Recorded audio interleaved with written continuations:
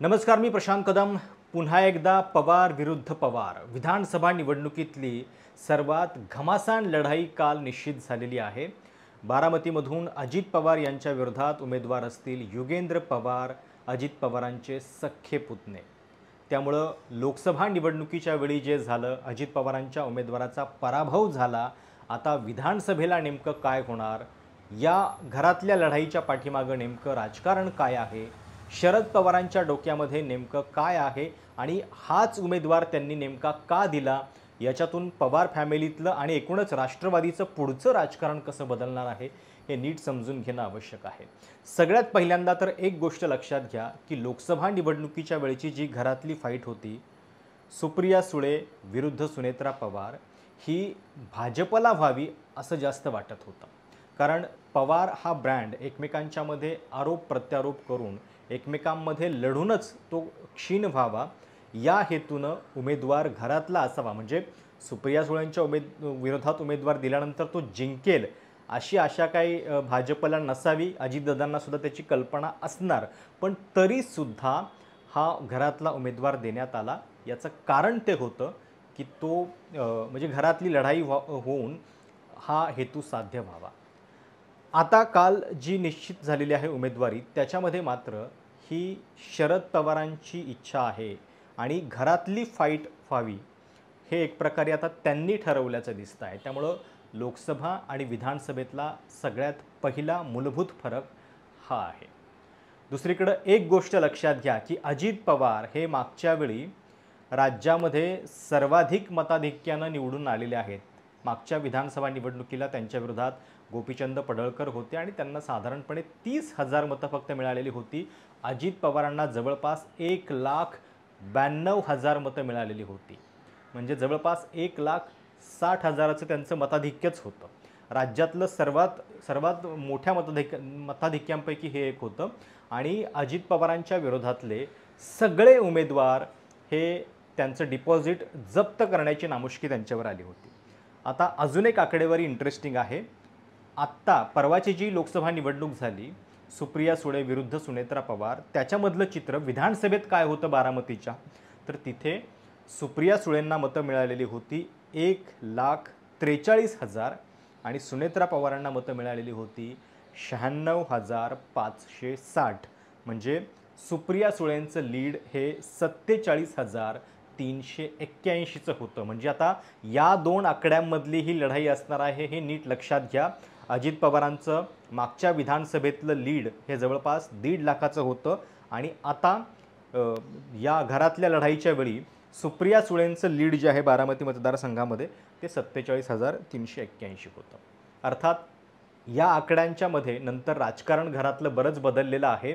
त्यावेळी सगळे एकत्रित होते. आता शरद पवार विरुद्ध अजित पवार, म्हणजे साहजिक आहे की जरी युगेंद्र पवार हे उमेदवार असतील, पण ही लढाई बारामतीमध्ये लढली जाईल ती शरद पवार विरुद्ध अजित पवार याच नॅरेटिव्हमध्ये. कारण शरद पवारांनी हा पत्ता फेकलेला आहे आणि बऱ्याच दिवसांपासून चर्चा होती की काय नेमकं होणार, ही लढाई होणार की नाही.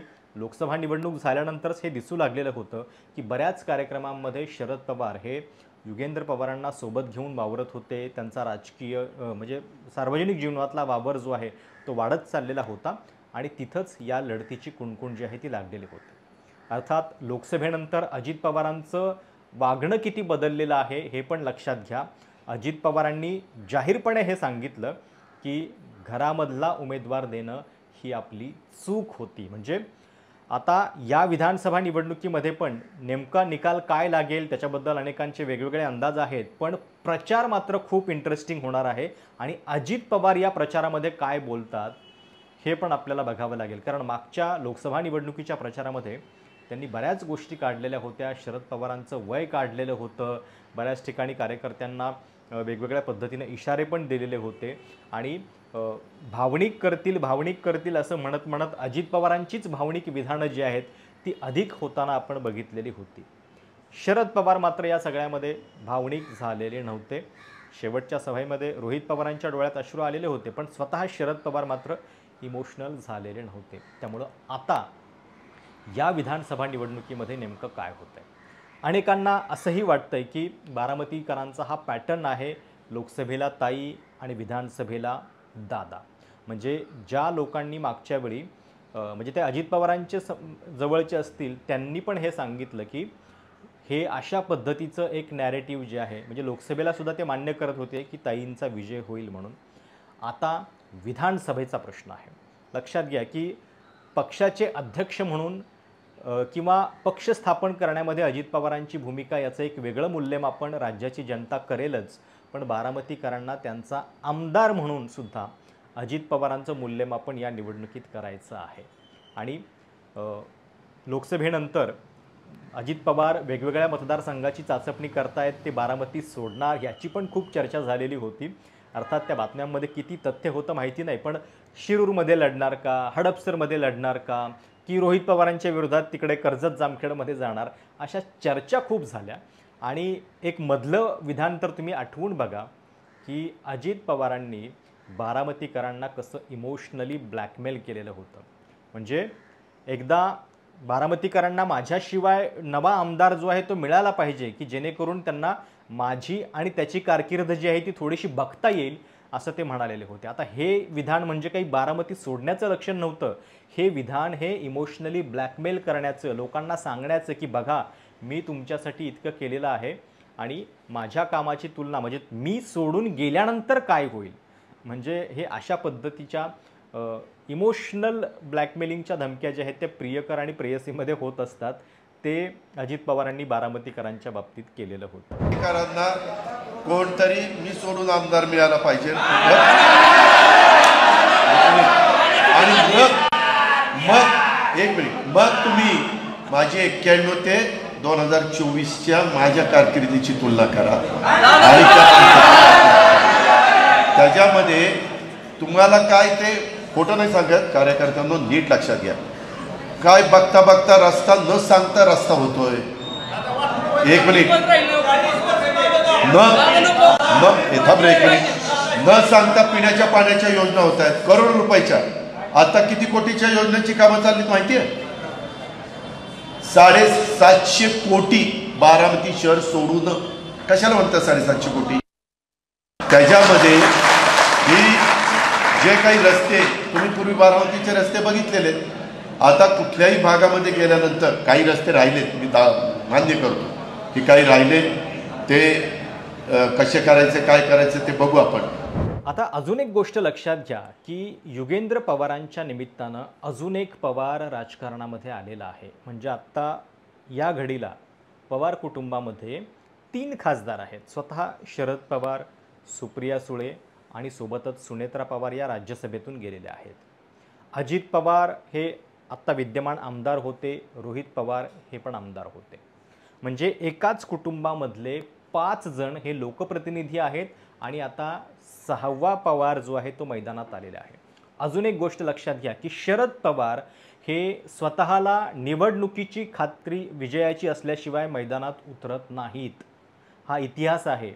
ज्यावेळी त्यांना पुरेशी खात्री असते की आपण या ठिकाणी जिंकतोय, त्याच वेळी ते मैदानात उतरतात. आणि जर तुम्ही एक फरक लक्षात घेतला, म्हणजे पार्थ पवार हे लोकसभा निवडणुकीमध्ये पराभूत झाले, पण पार्थ पवार हे लोकसभेच्या मैदानात यावेत, त्यांनी खासदारकीची निवडणूक लढावी ही स्वतः शरद पवारांची इच्छा होती का किंवा ती नसावी, अशाच पद्धतीच्या सगळ्या घडामोडी आहेत. कारण आठवून बघा, त्यावेळी ज्यावेळी पार्थ पवारांच्या उमेदवारीची चर्चा सुरू झालेली होती, पत्रकारांनी प्रश्न विचारला होता शरद पवारांना, त्यावेळी शरद पवारांचं उत्तर होतं की एका घरामध्ये किती लोकांना उमेदवाऱ्या द्यायच्या आणि जर घरातच उमेदवाऱ्या दिल्या गेल्या तर कार्यकर्त्यांनी काय करायचं.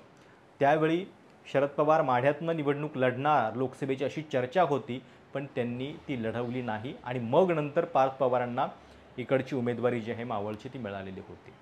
सोबतच पार्थबद्दल शरद पवारांचं मत जे आहे ते जाहीरपणे एकदा खूप तिखटपणे समोर आलेलं होतं, जेव्हा महाविकास आघाडी सरकारमध्ये सुशांत सिंगच्या प्रकरणामध्ये CBI चौकशी करण्याची मागणी पार्थ पवारांनी केलेली होती. आणि त्याच्यावरती शरद पवारांचं ते विधान होतं की माझ्या नातवाच्या मताला आम्ही कवडीचीही किंमत देत नाही, कवडीचीही किंमत देत नाही असं ते म्हणालेले होते. ते इनमॅच्युअर आहेत. एका शब्दामध्ये एक प्रकारे पार्थ पवारांच्या राजकीय करिअरचा कचरा जो आहे तो त्यावेळी शरद पवारांनी केलेला होता. आता जे पार्थ पवार इनमॅच्युअर वाटत आहेत त्या बदल्यामध्ये युगेंद्र पवार मात्र शरद पवारांना मॅच्युअर वाटत आहेत आणि म्हणूनच त्यांनी विधानसभेच्या निवडणुकीमध्ये त्यांना थेटपणे उतरवलेला आहे. युगेंद्र पवारांचा जन्म 1991चा आहे, ज्यावेळी अजित पवारांचं राजकारण लोकसभा आणि विधानसभेचं सुरू झालेलं होतं. गेल्या काही दिवसांपासून ते युगेंद्र पवार हे शरयू कारखाना जो आहे त्याच्यावरती संचालक आहेत. गेल्या काही दिवसापासून ते सभांमध्ये पण वावरत होते. पण रोहित पवारांची जी सुरुवात झालेली होती जिल्हा परिषदेच्या माध्यमातून आणि मग नंतर त्यांनी विधानसभेची निवडणूक लढवली. पार्थ पवारांच्या बाबतीत मात्र ते थेट लोकसभेत आलेले होते उमेदवारी घेऊन आणि ते पराभूत झालेले होते. त्यामुळं पवार कुटुंबामध्ये पराभूत झालेला एकमेव उमेदवार हा ठपका पार्थ पवारांच्या अजित पवारांच्या पुत्राच्या नावावरती आहे. आता शरद पवार ज्यावेळी या बाजूला आहेत तेव्हा पराभूत होणारा पुढचा पवार नेमका कोण असणार आहे? अजित पवार पराभूत होऊ शकतात का? राष्ट्रवादी पक्षाचे राष्ट्रीय अध्यक्ष आहेत त्यांच्या आत्ताच्या गटाचे ते.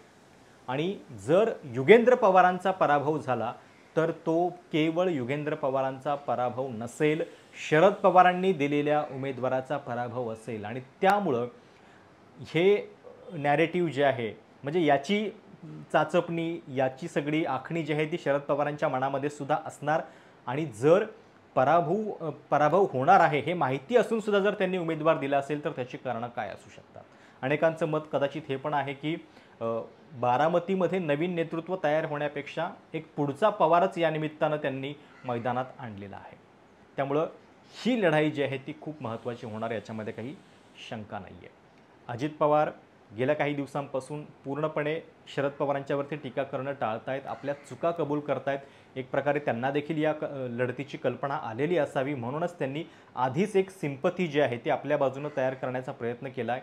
घरामध्ये उमेदवार देणं ही आपली चूक होती हे त्यांनी आधीच मान्य केलेलं आहे. आणि साहजिक आहे की यावेळी उमेदवार त्यांनी दिलेला नाही आहे घरातला, तर समोरच्यांनी दिलेला आहे. आणि त्यामुळं ही लढाई जी आहे ती महाराष्ट्राच्या या विधानसभा निवडणुकीतली सर्वात महत्त्वाची लढाई ठरणार आहे. आणि त्यातही बघा की अजित पवारांचे धाकटे बंधू श्रीनिवास पवार यांचे युगेंद्र पवार हे पुत्र आहेत. या आत्ताच्या लढाईला थोडंसं घरातलं सुद्धा एक वेगळं समीकरण कारणीभूत आहे. कारण ज्यावेळी शरद पवारांच्या आणि अजित पवारांच्या मतामध्ये म्हणजे मतभेद झाले त्यावेळी त्यांच्या बाजूनं उभे राहिलेले अजित पवारांचे हे सख्खे बंधू आहेत. श्रीनिवास पवार पहाटेच्या शपथविधीवेळी सुद्धा चर्चेत आलेले होते. अजित पवारांची समजूत काढण्यासाठी ते त्यावेळी तिथं गेलेले होते अशी एक चर्चा होती. लोकसभा निवडणुकीच्या दरम्यानच एक त्यांचा विशेष इंटरव्ह्यूसुद्धा मी केलेला होता, त्याची बरीच चर्चा पण झालेली होती. आणि त्या इंटरव्ह्यूमध्ये त्यांनी अजित पवारांच्याबद्दल काही थेट विधानं पण केलेली होती. आणि आता त्यांचाच मुलगा युगेंद्र पवार हा अजित पवारांना आव्हान देणार आहे. निवडणुकीच्या निकालापेक्षा प्रचारातली वक्तव्ये जी आहेत ती खूप इंटरेस्टिंग असतीलच, पण तुम्हाला या सगळ्याबद्दल नेमकं काय वाटतंय? कोण या लढाईमध्ये बाजी मारेल?